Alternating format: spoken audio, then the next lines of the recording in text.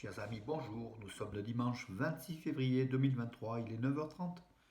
Quelques news de l'Arménie, de l'Artsakh et de la diaspora arménienne. Tout d'abord, je remets le drapeau de l'Arménie occidentale qui nous a été offert par justement le gouvernement de l'Arménie occidentale, notamment Daron Simonian, qui est natif de Mouche, un Arménien authentique, autochtone, qui défend son territoire de l'Arménie occidentale, Arevmeda-Estan, comme on dit. Nous, on est originaire de Kharpert, d'autres sont de Malatia, d'autres sont de Mouche, de Van. Tout ça, c'est l'Arménie et ça forme les 9 dixièmes du territoire, enfin ce sont la superficie de cette Arménie-là représente les 9 dixièmes de la République d'Arménie aujourd'hui, qui ne représente que le dixième en fait, du territoire arménien. Voilà notre pays, notre patrie, c'est l'Arménie occidentale. Et puis je remercie Simon Daronian, vraiment quelqu'un qui se bat pour son origine, pour ce livre-là. Justement, les Arméniens du Dersim, en fait, beaucoup d'Arméniens comment dirais-je, qui se retrouvent, qui retrouvent leur arménité. Et ils sont nombreux, mes amis. Ils sont pas quelques-uns, ils sont des centaines, voire des milliers, à défaut d'être des millions plus tard. Donc, puisqu'il y a des millions et des millions, pratiquement 9 millions, voire 10 millions d'Arméniens cachés, islamisés, turquifiés, kurdifiés, sur le territoire de l'Arménie historique, de l'Arménie occidentale tout simplement. Voilà. C'est un livre qui est en arménien, bien sûr, et aussi en turc, puisque la langue turque était donc voilà sur place. Ils parlent aussi le turc, il faut le dire comme ici, donc le français. Les Arméniens ont vécu 600 ans sous l'emprise, sous l'Empire ottoman, et bien sûr le turc, en plus de l'arménien, est devenu la langue de l'Empire ottoman. Donc les Arméniens parlent aussi le turc. Il ne faut pas, comment dirais-je, il faut pas dénigrer. C'est quelque chose de naturel, d'historique, qu'il faut aussi admettre que les Arméniens qui parlent le turc ne sont pas turcs, mais ils parlent le turc, oui, c'est la langue qui véhicule l'Empire ottoman, tout simplement. C'est la langue commune de l'Empire ottoman. Donc là, Anaïd B, donc hier soir, un concert magistral à la Maison de la Culture arménienne de Valence, organisé par Radio A, au profit de la Croix-Bleue arménienne qui va verser aux Arméniens d'Alep et de Syrie touchés par le séisme. Voilà, une belle action qui a allié donc bien sûr le spectacle, superbe voix, super présence sur scène, vraiment authentiquement arménienne, Anaïd B avec ses chansons en arménien et en français mélangés. Et puis son papa, Agop Boyadjam, mon ami aussi, qui était là donc au Douduk avec le groupe traditionnel Nodashur, que je salue d'ailleurs, puisqu'ils nous suivent régulièrement, donc surtout Agop étant patriote, il suit l'actualité arménienne en permanence.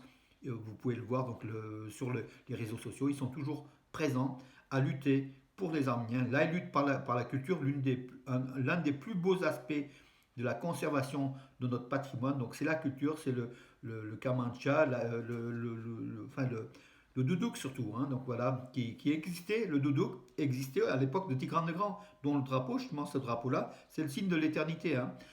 Ce drapeau-là donc nous a affirmé donc Armena Gabramian, le président de l'Arménie occidentale, ce drapeau-là, ce signe-là, sont au fort de Dikranagert, Diyarbakir, donc aujourd'hui, qui était la capitale d'Arménie, fondée par Dikran le Grand, un siècle avant Jésus-Christ.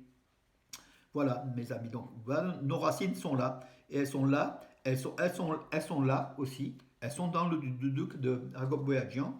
Eux aussi, donc, dans aussi les chants d'Anaït B. Vraiment sur scène, elle a une présence extraordinaire.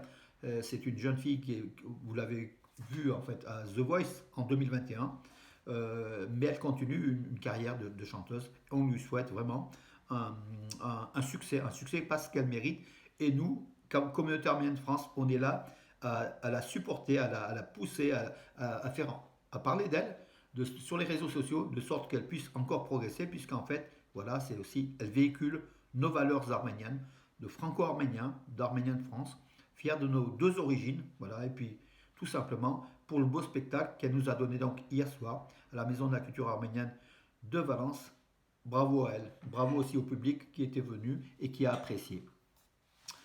Alors, donc la page, bien sûr, étant tournée, la page de ces annonces, aujourd'hui, donc je vais reprendre l'actualité. Donc, alors que j'ai perdu quelque peu, elle est là, l'actualité. Elle n'était pas dense, le ce week-end, souvent c'est comme ça.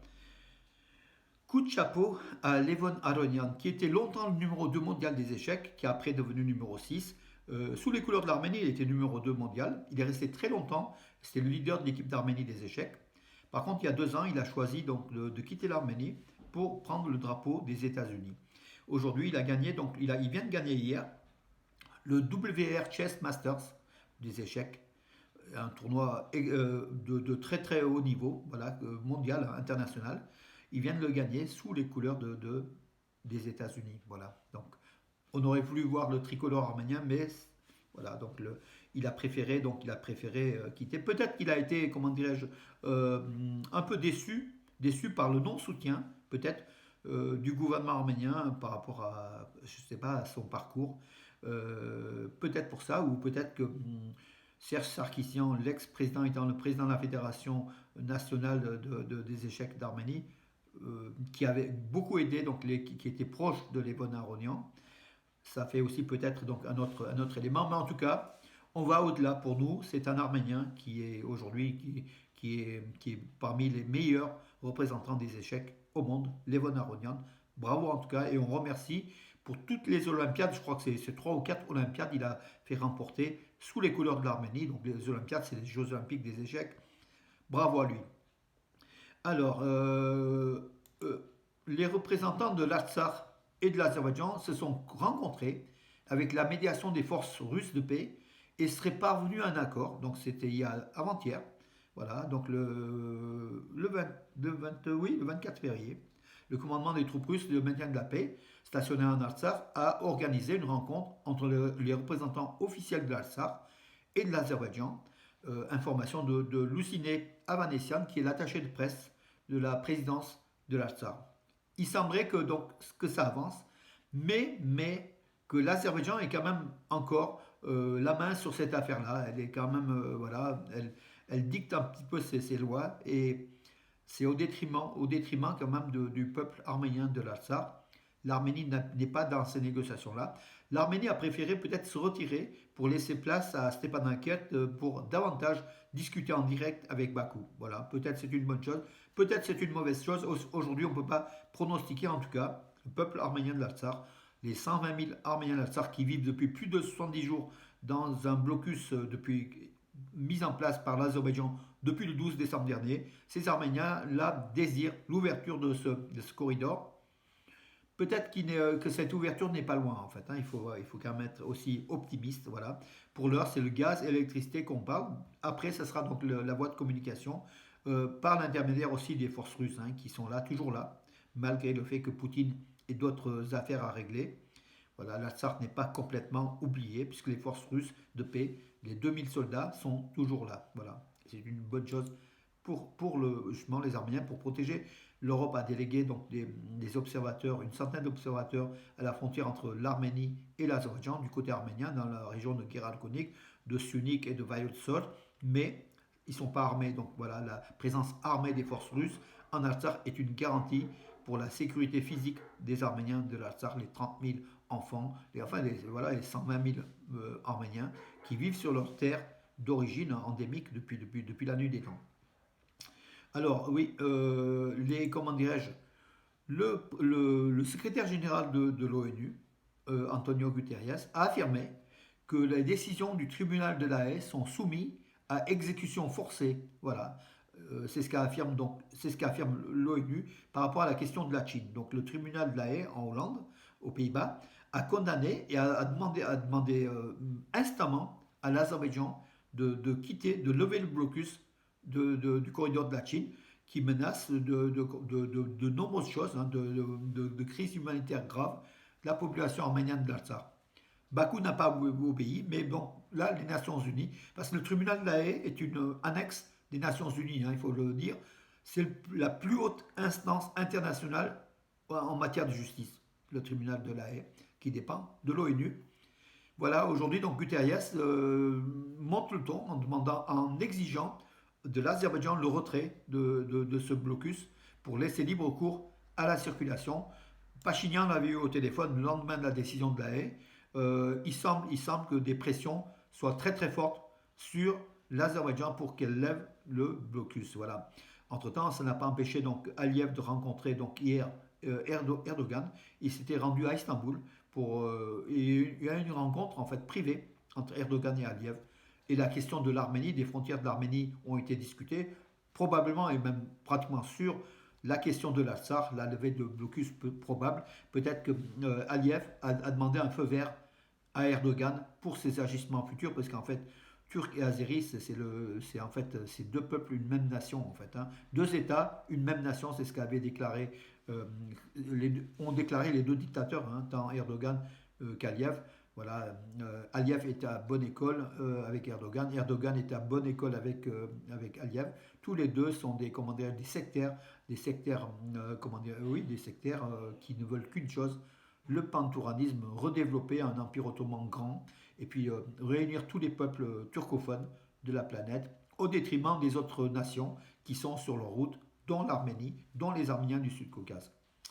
Voilà mes amis, que dire, oui, hier à Baran, donc, il y avait donc, la fête hiver 2023, une grande manifestation donc, sportive et culturelle avec des valeurs arméniennes qui étaient développées. Alors je rebrosse un petit peu les infos de mes collègues parce qu'en fait je ne suis pas seul sur Nouvelles d'Arménie, même si je fais une bonne partie donc, des infos. Il y a donc mes collègues agissent aussi, hein, nous avons beaucoup de journalistes aussi. Euh, oui, Edouard Philippe qui est en couverture des Nouvelles d'Arménie magazine du mois de mars qui est sorti, qu'on va recevoir donc là dès demain.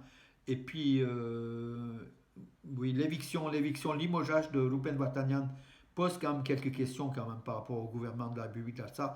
Comment on peut décider d'un coup comme ça, à la Artsakh, de virer quelqu'un, un oligarque russe d'origine arménienne qui est venu s'installer en Artsakh et qui a déplu à Aliyev. Aliyev, dès qu'il a dit que pour les négociations, il ne voulait plus voir donc Ruben Vartanian, du jour au lendemain, Alaïka Arutunian l'a viré. Donc du coup, ça montre aussi la fragilité de Stepanakert, hein, qui doit obéir au dictat de Bakou malgré tout ce qu'on dit. Hein. Voilà, donc Bakou use de la force, de sa puissance diplomatique avec la Turquie derrière, au détriment bien sûr des Arméniens d'Artsakh qui font un petit peu, qui naviguent au gré chemin de la tempête tout simplement pour éviter la grande tempête aussi qui pourrait être le déclenchement d'une hostilité militaire contre les positions arméniennes, tant en Artsakh qu'en Arménie.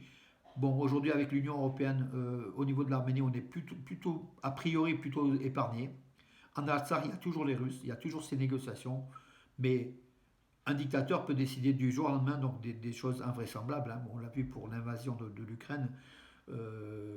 Voilà, mes amis. Écoutez, j'en ai terminé pour aujourd'hui. Oui, Israël qui autoriserait donc à l'Azerbaïdjan de construire des drones puissants, les AIOP, AROP, donc des drones le top de la matière. Alors on ne sait pas, donc Israël aurait autorisé à l'Azerbaïdjan. Donc ces drones-là serviraient bien sûr contre les Arméniens, peut-être contre les Iraniens, parce qu'en fait l'installation des Israéliens en Azerbaïdjan n'est pas contre l'Arménie, c'est contre l'Iran, hein, on le sait. Mais l'Azerbaïdjan utilise cette installation pour aller contre l'Arménie aussi. Donc voilà, pour dévier le but, l'objectif des armements fournis par Israël à l'Azerbaïdjan. Et Israël ferme les yeux aussi, hein, qu'il y ait des milliers de morts arméniens. Il n'y a pas eu un mot du gouvernement israélien pour dire nous sommes désolés, c'est pas ce qu'on voulait. L'Azerbaïdjan a détourné l'objectif, mais enfin bon, peut-être tout est entendu aussi entre Tel Aviv et Bakou, entre Jérusalem et Bakou, enfin Tel Aviv et Bakou. Peut-être la cause est entendue hein, d'attaquer aussi les Arméniens. Voilà.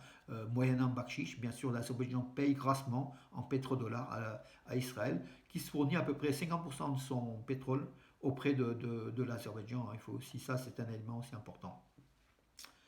Voilà mes amis, écoutez, j'en ai terminé. Ah oui, oui, hier on a eu donc en gymnastique, donc ça se passait en Allemagne à Cottbus.